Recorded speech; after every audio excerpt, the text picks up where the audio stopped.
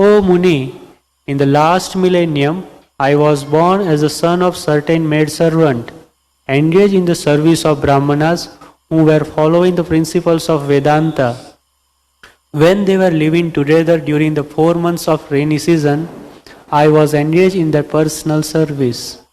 Purport by His Divine Grace A.C. Bhaktivedanta Swami Srila Prabhupada. Jai Prabhupada. The wonder of an atmosphere surcharged with devotional service to the Lord is briefly described herein by Sri Narada Muni. He was the son of the most insignificant parentage. He was not properly educated. Still, because his complete energy was engaged in the service of the Lord, he became an immortal sage. Such is the powerful action of devotional service. The living entities are the marginal energy of the Lord, and therefore they are meant for being properly utilized in the transcendental loving service of the Lord. When this is not done, one's situation is called Maya.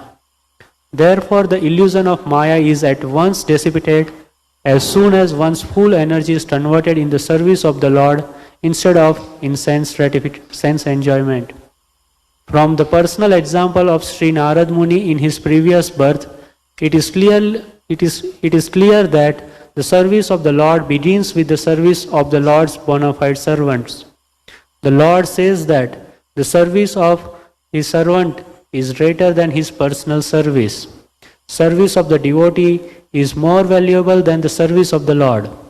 One should therefore choose a bona fide servant of the Lord, constantly engage in his service, accept such a servant as a spiritual master, and engage himself in his service. Such a spiritual master is the transparent medium by which to visualize the Lord who is beyond the conception of material senses. By service of the bona fide spiritual master, the Lord consents to reveal himself in proportion to the service rendered. Utilization of human energy in the service of the Lord is the progressive path of salvation.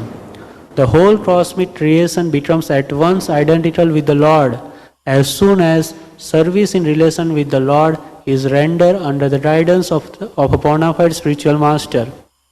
The expert spiritual master knows the art of utilizing everything to glorify the Lord, and therefore under his guidance the whole world can be turned into spiritual abode by the divine grace of the Lord's servant. Thus end the